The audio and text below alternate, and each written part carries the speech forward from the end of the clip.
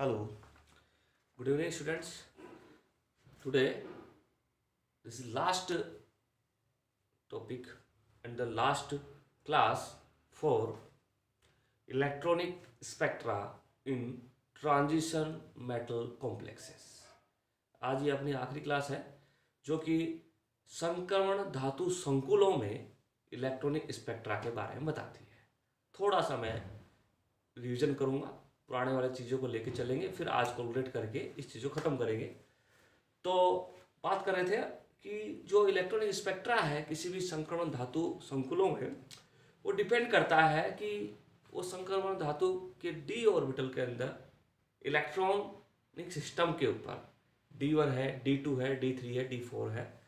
तो इससे पहले ये देखा गया कि जो D1 और D2 के बारे में हमने जो पहले ही बताया था कि जो D1 सिस्टम है उससे रिलेटेड पद संकेत क्या होंगे, D2 से रिलेटेड पद संकेत क्या होंगे, D3 से रिलेटेड पद संकेत क्या होंगे।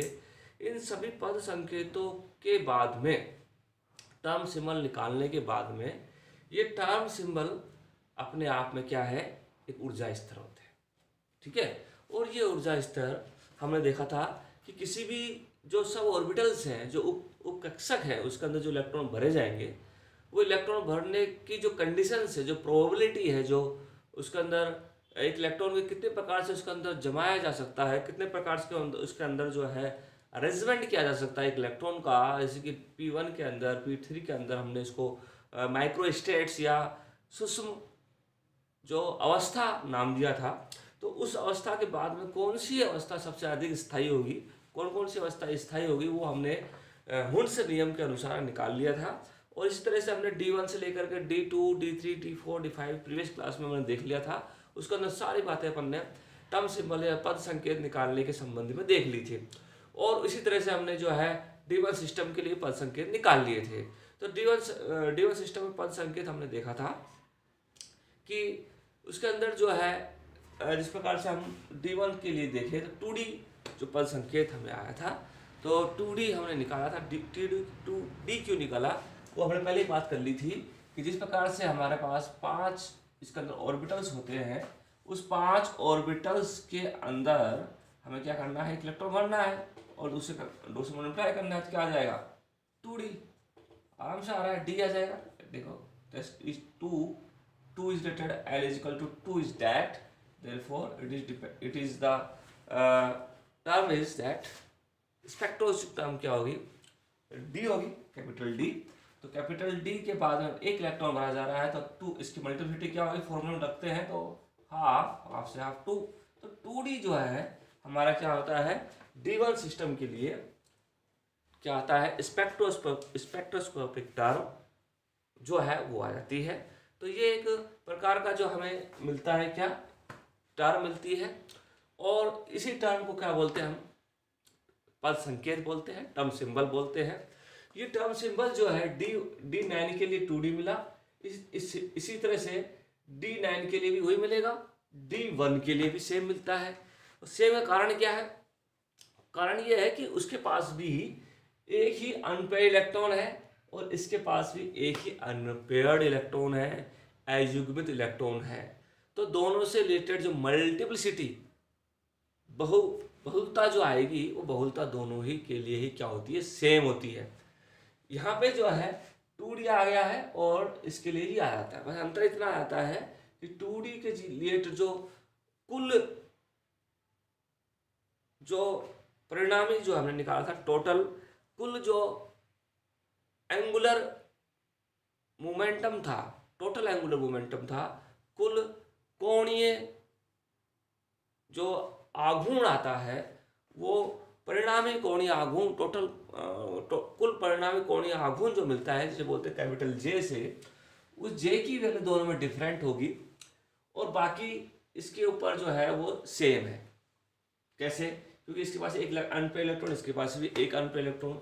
ऐसे करने से इससे रिलेटेड जो आपका स्पेक्ट्रोस्कोपिक टर्म आएगा 2D होगा, लेकिन इसके नीचे जो J जो है वो दोनों का अलग अलग होगा। क्योंकि हमने बात कर ली थी कि J की वैल्यू डिपेंड करती है L-S और L+S के ऊपर। तो L-S जब लिया जाता है जब लेस देन हाफ फिल्ड हो, यानी आधे भरा हुआ हो कक्षक या फिर आधे भरे हुए कक्षक हो या उससे कम हो।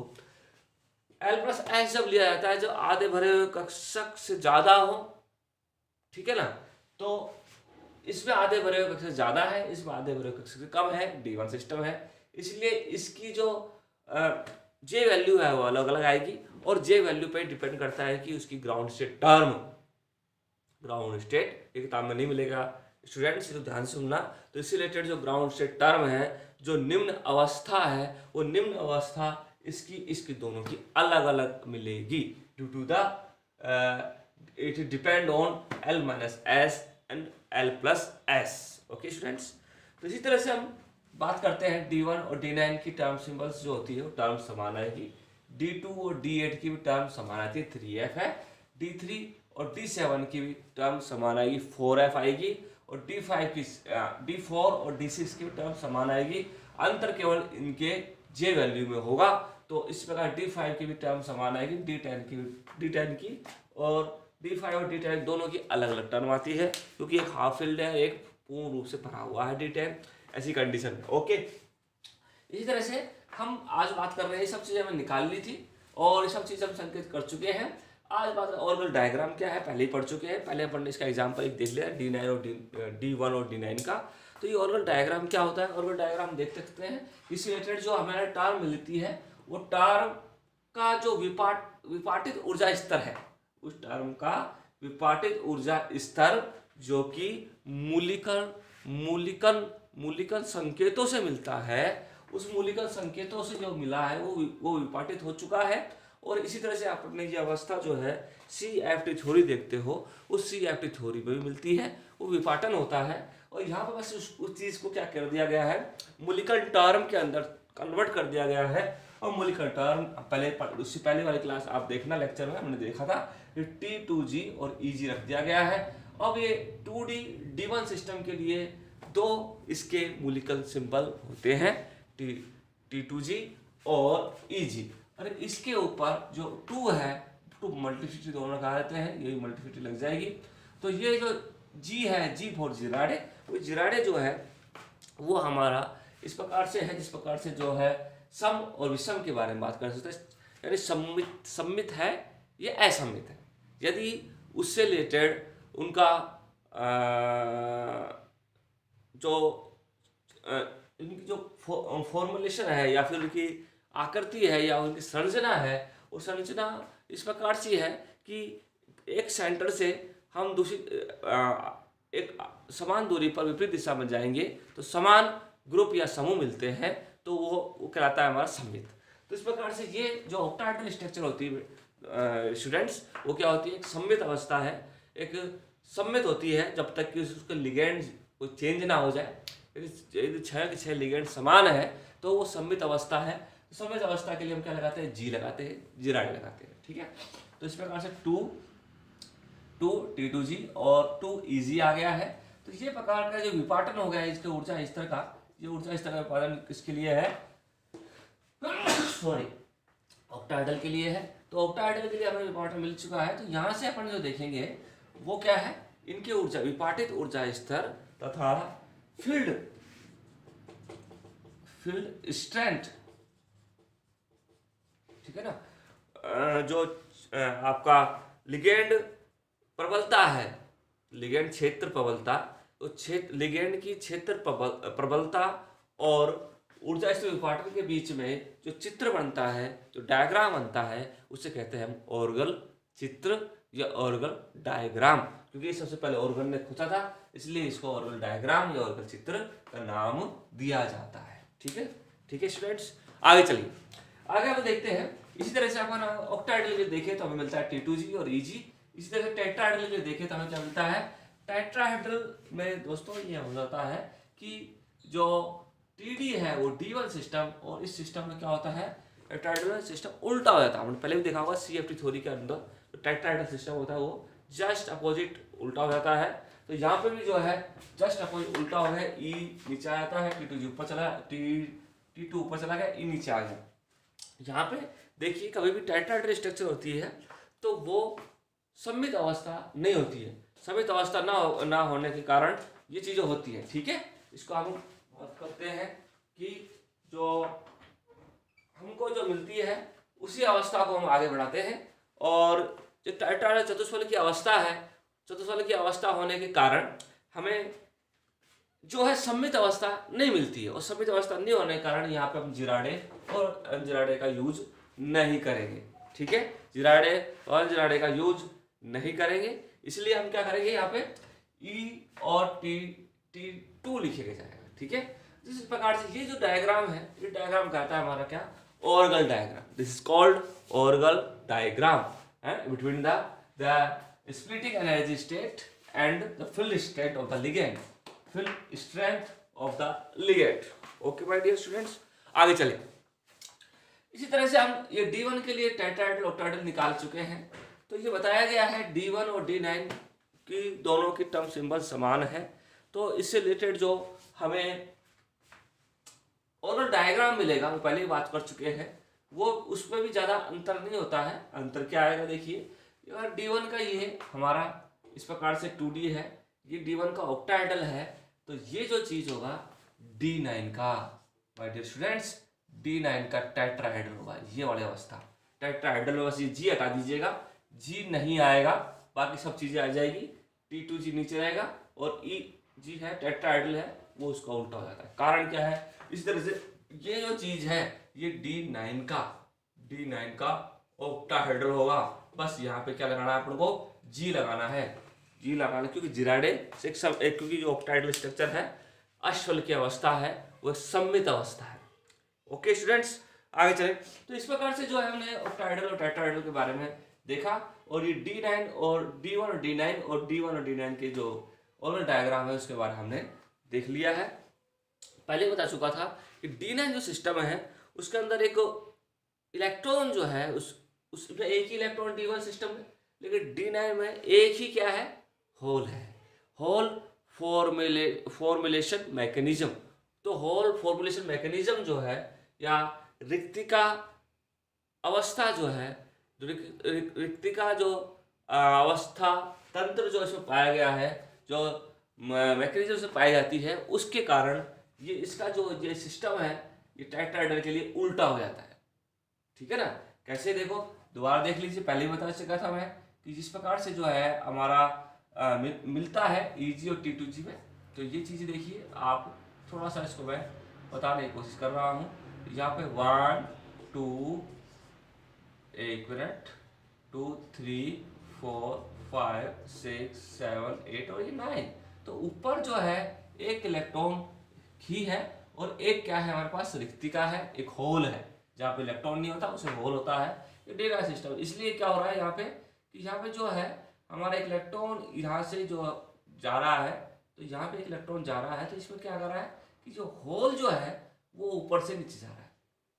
होल एक रिक्तिका ऊपर से नीचे जा रही है, लेकिन D1 सिस्टम में एक इलेक्ट्रॉन नीचे से ऊपर जा रहा है। तो ये इसमें जो ट्रांजिशन है, संक्रमण है, वो उल्टे हो रहे हैं। उसमें होल जा रहा है, होल ऊपर से नीचे आ रहा है, और इसके अंदर क्या है, इलेक्ट्रॉन नीचे से ऊपर जा रहा है। तो इसके अंदर से संक्रमण जो अवस्था स्तर है वो दूसरे के उल्टे हो जाते हैं, अपोजिट हो जाते हैं। ठीक है, तो ये अवस्था D1 और किसके लिए होगी, D9 के लिए होगी। इसी तरह से हम दूसरा जो टर्म है, दूसरी जो ऊर्जा स्तर है वो देख सकते हैं, इसलिए D2 के लिए देख लीजिए। तो यही कहते हैं हमें क्या, ऑर्गल डायग्राम है। आज ऑर्गल डायग्राम खत्म करेंगे इस टॉपिक को, इसलिए इस चीज को ध्यान से देखना। अब D2 के लिए देखिए स्टूडेंट्स, D2 और D8 के लिए दोनों के लिए ऑर्गल डायग्राम सेम होते हैं। 3F इसका जो है टर्म सिंबल है, पद संकेत है। हम पहले भी निकाल चुके हैं, या पहले वाले क्लासेस में आप देख लीजिएगा। D2 के लिए क्या निकाला था पद संकेत, वो 3F निकला था। 3F और 3P निकला था। 3F और 3P ज़्यादा स्टेबल वाले थे, बाकी को हमने नेगलेक्ट कर दिया गया। जिसकी वेलोसिटी ऊपर वाली थी उसको नेगलेक्ट करके चल रहे हैं ऑर्गल डायग्राम के अंदर। 3F आपने देखा था, 3F 3P और 1G 1D और 1S ये भी था। इस प्रकार इन चीज़ों को हम क्या कर रहे हैं, अभी नेगलेक्ट करके चल रहे हैं, केवल हम तीनों को लेके चल रहे हैं।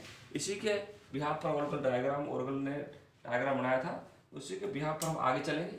देखिए कैसे। चल D1 सिस्टम के लिए ऑर्गल डायग्राम ड्रॉ कीजिए। Draw the diagram for D2 system. D2 system D1 देख लिया था हमने। तो D2 सिस्टम के लिए अब देखना चाहे तो वही चीज मिलेगी हमको कि 3F हमने बताया था कि अकॉर्डिंग टू हुंस रूल 3F और 3P, देखिए कि 3F और 3P दोनों की मल्टीप्लिसिटी समान होने पर उसका L वैल्यू देखते हैं, जिसकी L वैल्यू ज्यादा होती है उसका स्थायित्व ज्यादा होता है। तो L वैल्यू इसकी ज्यादा है, इसलिए इस नीचे रखा गया है और 3P को ऊपर रखा गया है। ठीक है, अब देखिए मैंने पहले वाली क्लास में बताया था मूलिकन सिंबल। तो F के लिए मूलिकन सिंबल कितने थे? 3 थे। 3 कौन कौन से थे वो हम देख लेते हैं। D2 सिस्टम देखना चाह रहे हैं इस प्रकार से, कौन कौन से थे भाई? T1G, T2G और यहाँ पे जो है मिलता है मेरे पास A1G। 3 अपने मूलिकल सिंबल देखे थे किसके लिए? F के लिए। ठीक है, उसी तरह से 3P के लिए एक ही मूलिकल सिंबल था, वो क्या था बताइए मुझे? 3T1G 4P। ठीक है, ये P4 मतलब P ऑर्बिटल के लिए है, इसलिए जो है हमें सिंबल जो है इस प्रकार से मिल रहे हैं और इस प्रकार से हम उसको चीज को देख सकते हैं। ठीक है, तो ये जो चीज है हमें मिली इस तरह से। तो यहाँ पे ये कहा है किसका? D2 सिस्टम के लिए है। D2 सिस्टम के लिए देख रहे हैं अपन लोग। तो D2 सिस्टम मिल गया है और यहाँ पे मल्टीप्लिसिटी 3 है, 3 लगा दीजिए। 3 मल्टीप्लिसिटी डिनोट करती है कि ये D2 के लिए ना कि D3 के लिए, क्योंकि यहाँ पे D3 के लिए क्या है? 4F है और ये इस प्रकार से मिल रहा है। तो इस प्रकार से यहाँ देखा तो ये संक्रमण देखिए, ये जो हमें मिल रहा है फील्ड स्ट्रेंथ होगी और ये जो हमारा है एनर्जी स्टेट है, तो ये मिल रहा है D2 का octahedral. This for D2 octahedral Orgel diagram. This is called D2 octahedral Orgel diagram. ठीक है, अब ये ऑर्गल डायग्राम में हमें देखेंगे। अब पूछा जा रहा है कि इसमें संक्रमण कौन कौन से होंगे, कौन कौन से जो है इसके अंदर ट्रांजिशन पॉसिबल है। ट्रांजिशन है 3, सबसे लोअर एनर्जी का ये है, तो 3 T1G से चल रहेगा ऊपर की तरफ। देखिए A1G में, पहले ऊपर से देख लेते हैं। फिर 3 T1G से T1G में P वाला था, फिर 1 से इसके अंदर, फिर इसके अंदर, फिर इसके पास। तो इस प्रकार से D2 सिस्टम के अंदर हमें 3 स्पेक्ट्रा मिलते हैं। 3 स्पेक्ट्रा इलेक्ट्रॉनिक स्पेक्ट्रा मिलेंगे, इसलिए यहाँ पे 3 प्रकार के ट्रांजिशन पॉसिबल है T1G से T2G में। ठीक है, तो लोअर एनर्जी का कौन सा है? ये है। तो लोअर एनर्जी का जो होता है वही होता है अकॉर्डिंग टू CFSE, वही मेन इसके अंदर ट्रांजिशन माना जाता है। अब देखिए कि यहाँ पे 3 ट्रांजिशन पॉसिबल है, लेकिन हम अगर D2 के सापेक्ष में देखें, गौर कीजिएगा स्टूडेंट्स कि D2 के साथ में देखें तो केवल 2 ही इलेक्ट्रॉन है, तो 2 ही ट्रांजिशन मिलने चाहिए थे, लेकिन इलेक्ट्रॉनिक स्पेक्ट्रा से टर्म सिंबल के बाद में ऊर्जा स्तर को विभाजित करने के बाद में जो मिला है वो कितने हैं? 1 2 3 ट्रांजिशन मिल रहे हैं। तो यही मेन कारण था कि हमने टर्म सिंबल्स को पढ़ा, हमने संक्रमण जो ट्रांजिशन मेटल्स के अंदर जो इलेक्ट्रॉनिक स्पेक्ट्रा के बारे में पढ़ा। क्यों पढ़ा? इसलिए पढ़ा कि D2 तो 2 इलेक्ट्रॉन रखता है, तो 2 ही ट्रांजिशन मिलने चाहिए थे, लेकिन 2 ही स्पेक्ट्रा पीक मिलनी चाहिए थी, लेकिन 2 स्पेक्ट्रा ना मिल करके यहाँ पे हमें 3 ट्रांजिशन मिल रहे हैं। ये 3 ट्रांजिशन जब ही मिल सकते हैं जब कोई एक ऊर्जा स्तर एक्स्ट्रा उसके अंदर आ जाए। तो एक्स्ट्रा ऊर्जा स्तर ये जब ही मिल सकता है जब हम टर्म सिंबल्स के बारे में बात करें। इसी से शुरुआत हुई थी किसकी? टर्म सिंबल्स को पढ़ने की। तो फिर ये हमने इस प्रकार से डायग्राम दे पा रहे हैं। इसे कहते हैं क्या? Orgel diagram for D2 system in octahedral. ठीक है, अब इसी तरह से हम इसी चीज का ऑक्टाहेड्रल के बजाय इसी चीज का टेट्राहेड्रल निकालना चाहे D2 सिस्टम का, क्या मिलेगा बताइए? 3P और 3P तो वही रहेंगे, बस ये जो था उठ करके ऊपर चला जाता है और इसी प्रकार से ये नीचे और ये, तो A1G और ये अब G नहीं आएगा यहाँ पे दोस्तों, क्योंकि टेट्राहेड्रल देख रहे हैं स्टूडेंट्स। तो इस प्रकार से A1G नहीं आएगा, तो A1 ही आएगा केवल। और इसी प्रकार से यहाँ पे जो देख रहे हैं वो आ जाएगा हमारे पास T2 और T1, ठीक है। अब ये देखिए कि इसका भी T1 है, इसका भी T1 है, तो ये दोनों की सिमेट्री समान होने के कारण यहाँ से ये रिप्लेस कर लेता है, इसको क्रॉस नहीं करता है, इसलिए ये T1 है और P के लिए है, और ये T1T है किसके लिए है, F के लिए है। इस प्रकार दोनों की सिमेट्री समान होने के कारण ये 3P का और 3F का दोनों स्प्लिट आउट हो जाते हैं। थोड़ा इस प्रकार से सममिति समान होने के कारण, सिमेट्री समान होने के कारण एक दूसरे के विपरीत दिशा में जाते हैं, रिपल करते हैं, तो ये मिल जाएगा 3F और 3P, ठीक है। इसी तरह से हमारा ये स्पेक्ट्रा कराता है हमारा D2 का टेट्राहेड्रल सिस्टम के लिए, वही स्पेक्ट्रा इसके लिए मिल जाता है। तो ये D2 और D8 सेम है, ठीक है। जिस प्रकार D1 और D9 सेम था, तो D2 के लिए ये हो गया। तो ये जो D2 का जो ऑक्टाइडल होता है, जिस प्रकार D9 में देखा था अपन ने, वही D2 का जो ऑक्टाइडल होगा वो D8 का टेट्राहेड्रल होगा, ठीक है। और जो D2 का टेट्राहेड्रल होगा वो D8 का ऑक्टाहेड्रल होगा।